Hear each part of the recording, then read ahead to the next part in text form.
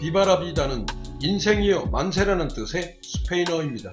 지구 반대편에서 아르헨티나 가전기업 피보디를 일군 최도선 대표의 인생 역전이 지구촌의 화제가 되어지고 있습니다. 일제 강제노역 피해자로 산전수전 밑바닥 생활을 체험했던 최 대표의 부친은 새 출발이 간절해 아르헨티나를 들어가면 방법이 생긴다는 말을 듣고 1977년 무작정 빈손으로 한국을 떠났습니다. 악명 높은 부에노스 아이레스 빈민촌에서 미등록 이민자로 6년을 버티다 18세가 된 최도선 청년은 군부가 물러가고 문민 라울 알폰신 대통령이 취임하자 손편지를 들고 대통령궁을 찾아갔습니다. 하지만 온갖 억울한 사연을 들고 몰려든 인파를 보고 사정딱한 자국민도 이렇게 많은데 한국인 불법 체류자의 편지를 과연 읽어주기나 할까 걱정이 앞섰고 기가 죽었지만 편지를 건네고 돌아온 지 사흘 만에 대통령의 답장을 받았고 얼마 뒤 꿈에도 그리던 영주권을 얻게 되는 기적같은 일을 일구어냅니다. 불법 체류자라는 것은 하루아침에 삶을 송두리째 빼앗길 수 있는 내일이 없는 불안과 고통의 생활자였습니다. 학교도 다닐 수 없어 청강생으로 수업을 듣다가 늦은 나이에 대학에 입학했지만 다 마치지 못했고 3개월 번역 아르바이트로 들어갔던 배우에선 15년을 보냈습니다.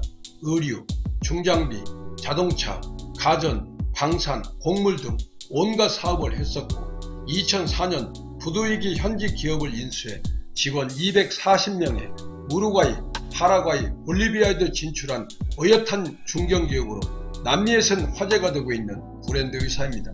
한때는 투자 실패로 모든 걸 잃고 극단적 선택까지 생각했던 12세의 불법 체류자 소녀는 백색가전과 냉난방 기구, 주방가전 등을 생산하는 피보디 회사의 대표로 성장하여 의지의 한국인을 각인시켜주고 있습니다. 대한민국의 이민 역사와 아메리칸 드림과 코리안 드림의 뒤안길과 성공 체험의 복수 함정을 따라가 보도록 하겠습니다. 1902년 12월 22일 월요일 121명은 칼바람을 맞으며 핫바지를 입고 인천 제물포에서 일본 우선주식회사의 현해탄호에 승선했습니다. 12월 24일 나가사키항 검역소에서 신체검사와 예방접종을 받는 과정에서 몸이 쇠약한 19명이 탈락했고 검사를 통과한 102명은 같은 날 하와이로 가는 미국 태평양 횡단기선 갤리코에 승선하여 20일 후인 1903년 1월 13일 하와이 호놀룰루항에 도착했지만 배 안에서 또다시 환자 16명이 발견돼 중도 탈락돼 호놀룰루 상륙 허가를 받은 사람은 86명이었습니다.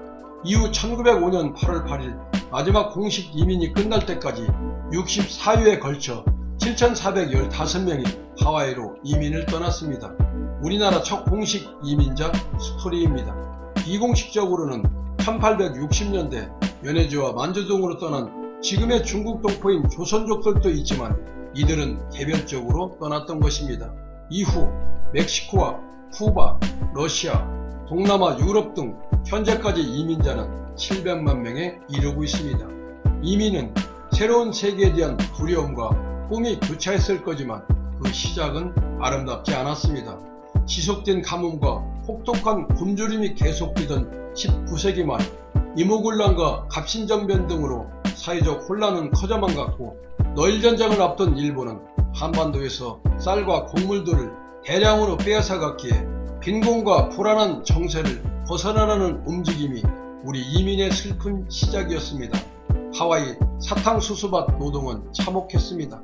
오전 4시 30분에 일어나 오전 6시부터 일을 시작했으며 점심시간은 고작 30분에 오후 4시 30분까지 하루 10시간씩 일을 했고 일주일에 단 하루 일요일만 쉴 수 있었습니다. 이들의 한과 언이 모아져 귀국하는 이승만 독립운동가에게 오깃오깃한 달러가 전해졌고 그들의 뜻을 모아 세운 학교가 인천의 인자와 하와이의 하자가 더해져 인하대교가 설립되었다고 합니다.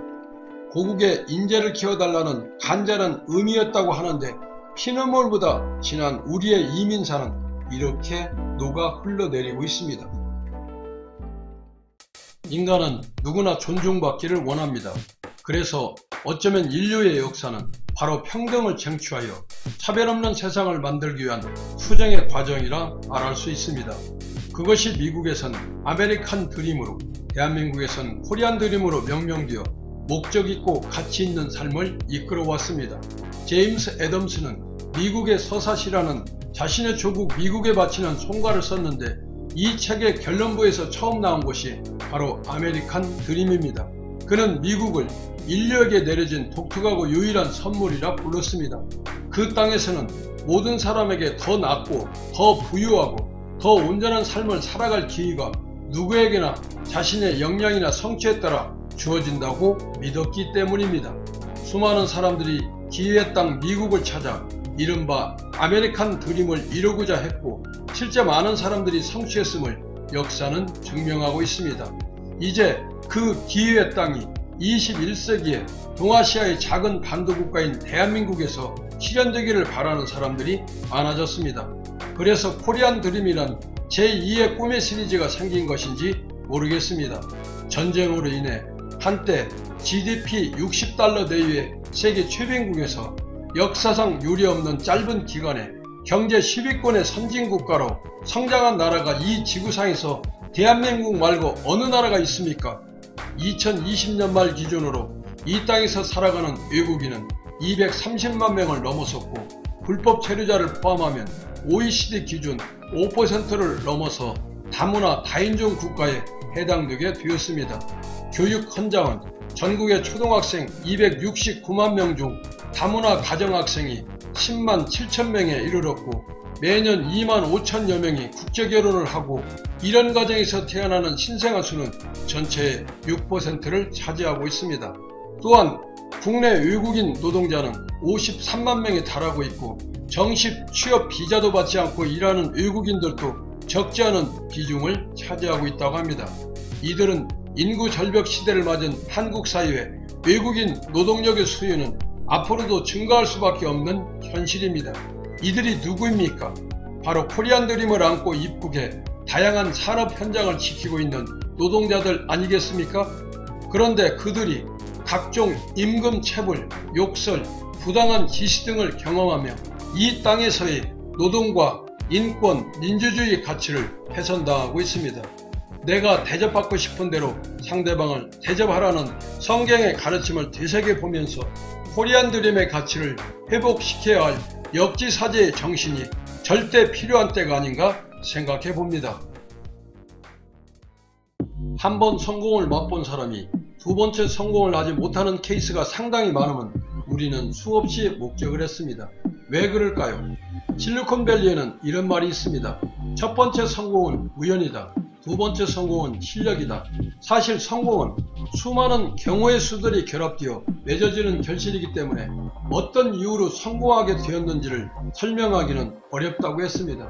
본인의 아이템이 좋았을 수도 있고, 마침 그 물건이 잘 팔릴 수 있는 시장이 조성되었을 수도 있으며, 또 내 것을 잘 팔아줄 사람을 잘 만났던 게 이유일 수도 있기 때문에 이 중에 어떤 것이 가장 큰 요인이었는지를 판단하기란 참으로 어렵다고 합니다.